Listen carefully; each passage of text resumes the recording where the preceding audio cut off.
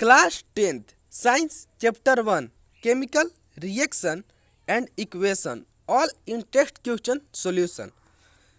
Question number 1, why should A magnesium ribbon be clean before burning in air.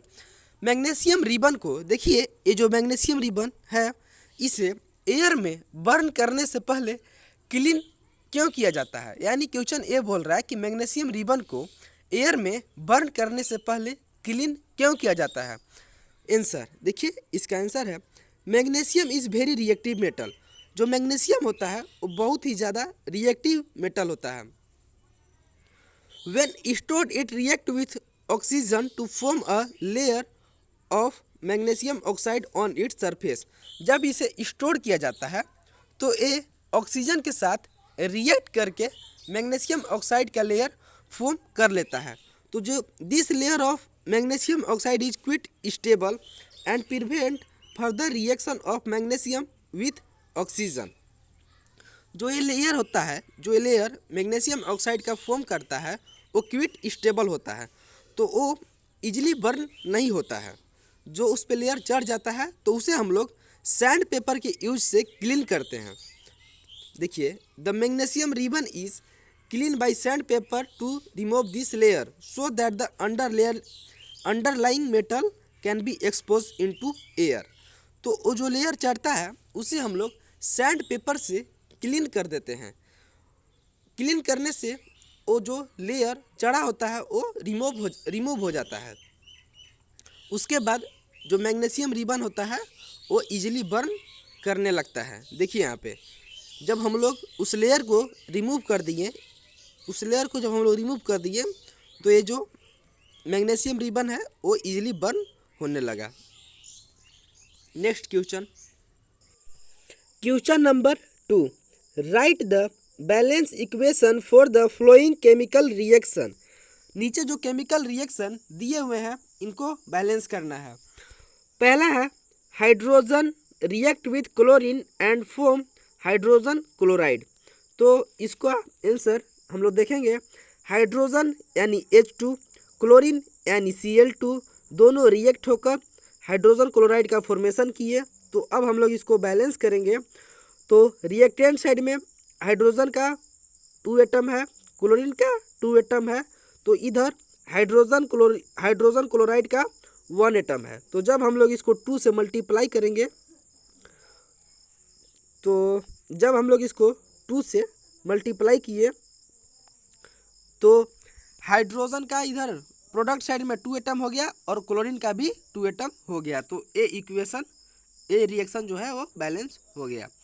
Next second, barium chloride यानी BaCl2, aluminium sulphate यानी Al2SO4 × 3, barium sulphate यानी BaSO4, aluminium chloride यानी AlCl3।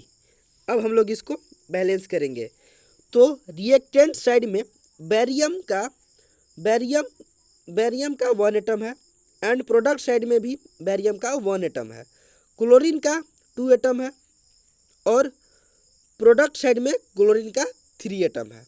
तो हम लोग इसको balance करने के लिए रिएक्टेंट साइड में 3 से मल्टीप्लाई करेंगे। तो जब हम लोग इधर 3 से मल्टीप्लाई किए तो इधर बैरियम का भी 3 एटम हो गया और क्लोरीन का 3 × 2 यानी 6 एटम हो गया। तो जब बैरियम का इधर 3 एटम हो गया रिएक्टेंट साइड में, तो प्रोडक्ट साइड में भी हम लोग बैरियम सल्फेट में 3 से मल्टीप्लाई करेंगे। तो जब हम लोग इसे 3 से मल्टीप्लाई किए तो प्रोडक्ट साइड में भी बैरियम का 3 एटम हो गया। रिएक्टेंट साइड में क्लोरीन का 6 एटम हो गया। तो हम लोग प्रोडक्ट साइड में एल्युमिनियम क्लोराइड में 2 से मल्टीप्लाई करेंगे। जब हम लोग 2 से मल्टीप्लाई किए,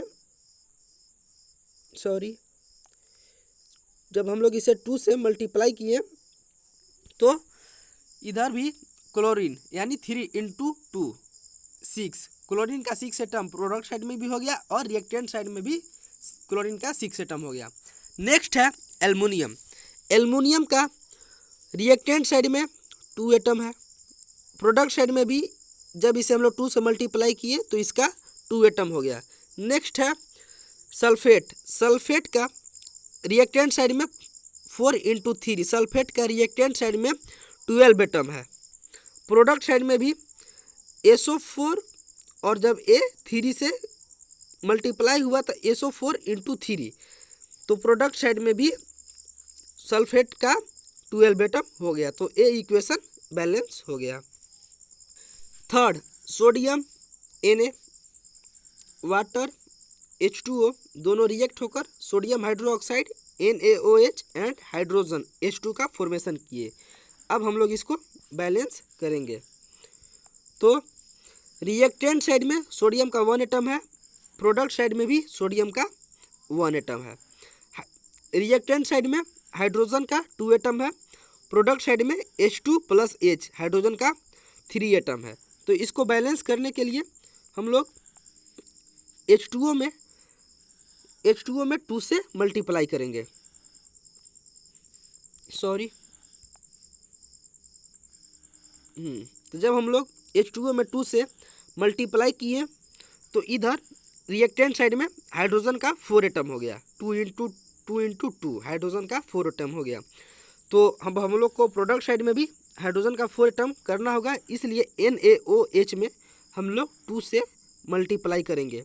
तो जब हम लोग NaOH में 2 से मल्टीप्लाई किए तो इधर हाइड्रोजन का 2 एटम हो गया, तो H2+H2 हाइड्रोजन का 4 एटम हो गया। नेक्स्ट है ऑक्सीजन। तो ऑक्सीजन का इधर 2 एटम है और इधर भी ऑक्सीजन का 2 एटम है। तो ए इक्वेशन बैलेंस हो गया। Next question number 3, right a balance chemical equation with state symbol for the following reaction. जो नीचे रिएक्शन दिया हुआ है उसे बैलेंस करना है और उसको सिंबल का स्टेट करना है।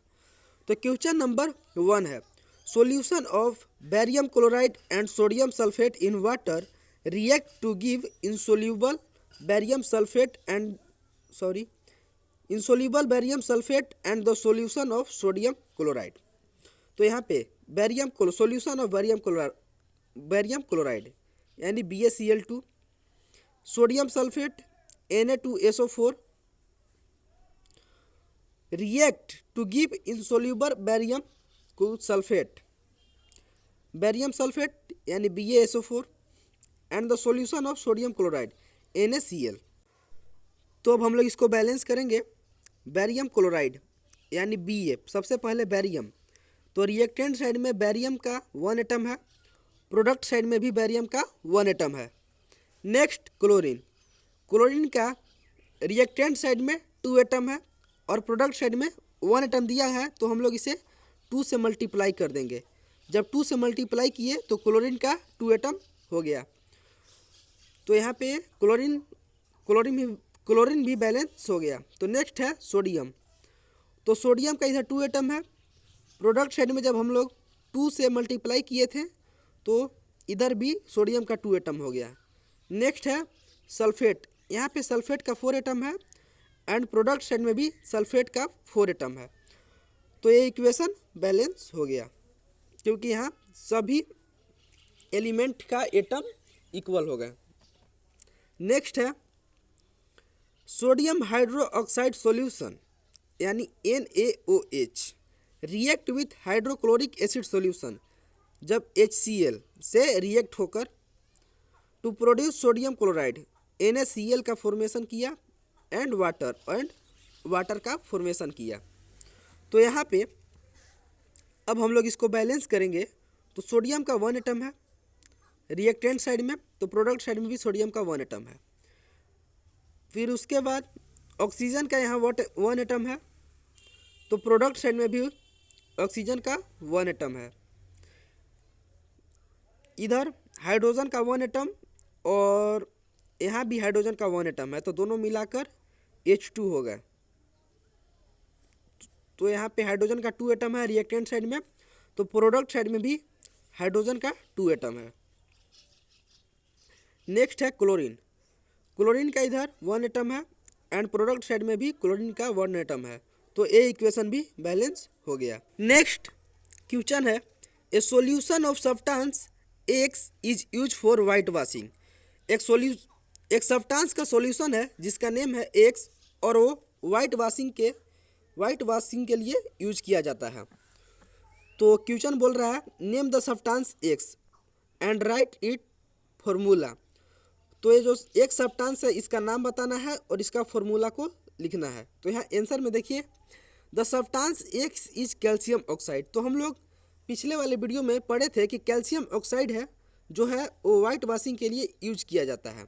तो जो ये सब्सटेंस एक्स है वो कैल्शियम ऑक्साइड ही है और इसका कैल्शियम ऑक्साइड का फॉर्मूला हम लोग सब जानते हैं कि कैल्शियम ऑक्साइड का फॉर्मूला CaO होता है। तो क्वेश्चन नंबर सेकेंड बोल रहा है जो एक कैल्शियम ऑक्साइड दिया हुआ है, जो मतलब जो ये रिएक्शन है इसको वाटर के साथ रिएक्ट कराना है। तो चलिए इसे हम लोग रिएक्ट कराते हैं।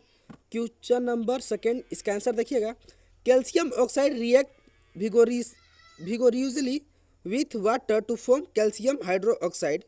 तो जब हम लोग कैल्शियम ऑक्साइड को वाटर के साथ रिएक्ट कराएंगे तो एक कैल्शियम हाइड्रोक्साइड का फॉर्मेशन करेगा। तो यही इसका आंसर है। नेक्स्ट क्वेश्चन को हम लोग देखेंगे। Question number second, why is the amount of gas collected in one of the test tube in activity 1.7 double of the amount collected in the other, name this gas. Activity 1.7 में जो book में दिया हुआ है उसमें amount of gas collect in one test tube, जो amount एक test tube में कोलेक्ट हुआ था, जो अमाउंट ऑफ गैस एक टेस्ट ट्यूब में कलेक्ट हुआ था वो double of the amount collected in the other. और दूसरे टेस्ट ट्यूब में उसका अमाउंट डबल हो गया। क्यों? Name this gas. Answer, water H2O contain 2 part hydrogen and 1 part oxygen.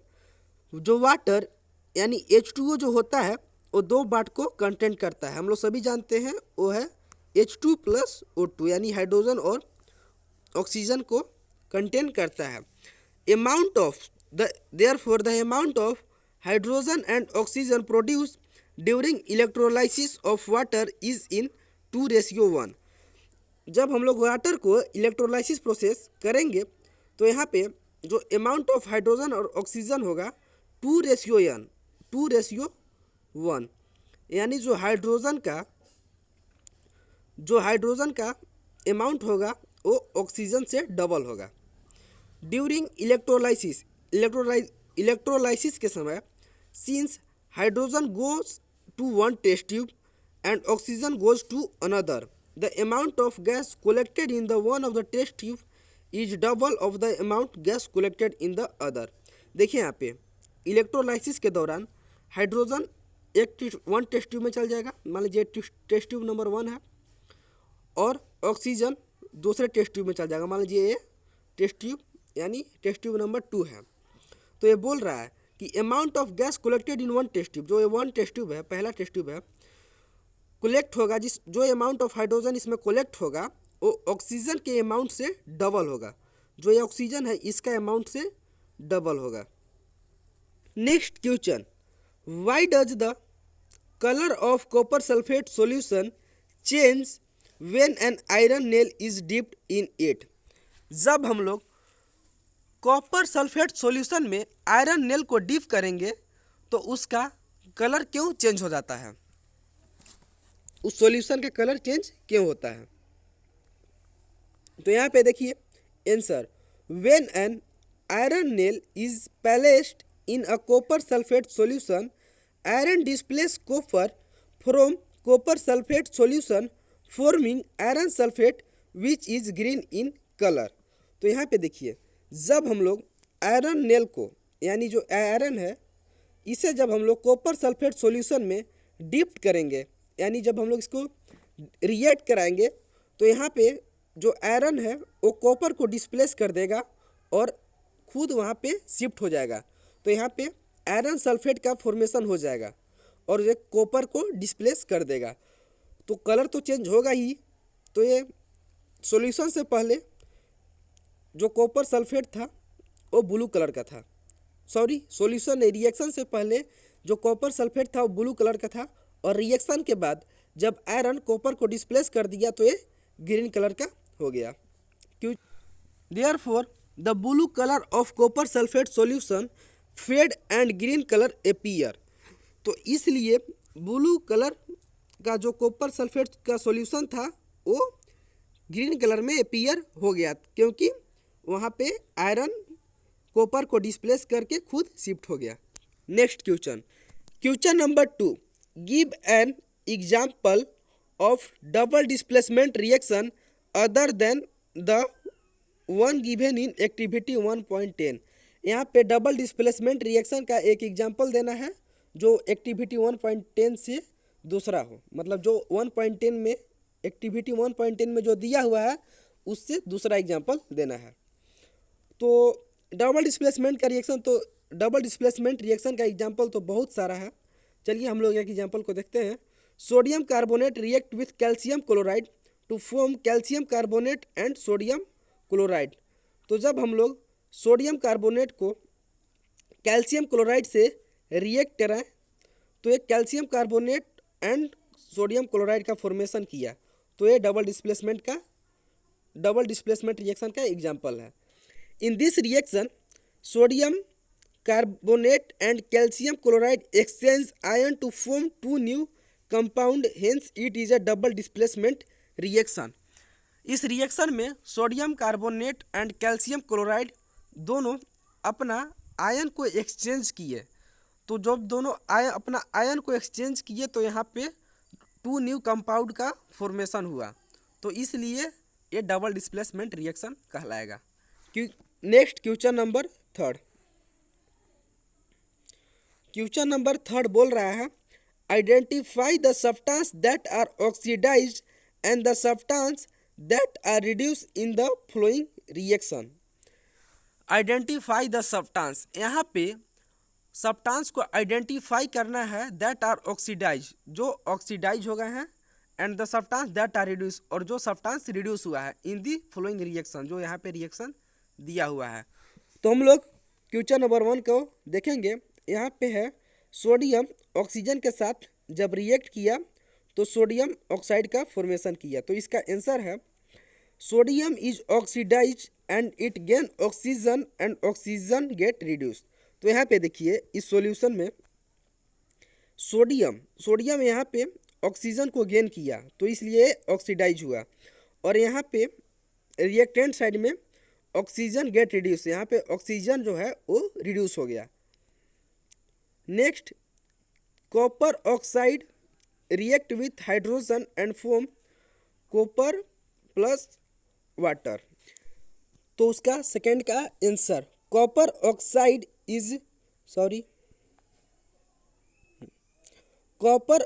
Is reduced to copper while hydrogen get oxidise to water H2O। तो यहाँ पे देखिए जो ये कॉपर ऑक्साइड है ये प्रोडक्ट साइड में रिड्यूस हो गया, यहाँ से इसमें से ऑक्सीजन का लॉस हो गया, तो इसलिए ये कॉपर ऑक्साइड जो है वो रिड्यूस हो गया। और इधर hydrogen get oxidise to water, और जो हाइड्रोजन है जब इसमें ऑक्सीजन का गेन हुआ तो ये वाटर का फॉर्मेशन किया, तो यहाँ पे हाइड्रोजन ऑक्सीडाइज हो गया। तो यहाँ पे हमारा इंटरेस्ट क्वेश्चन यानी सभी इंटरेस्ट क्वेश्चन खत्म होता है।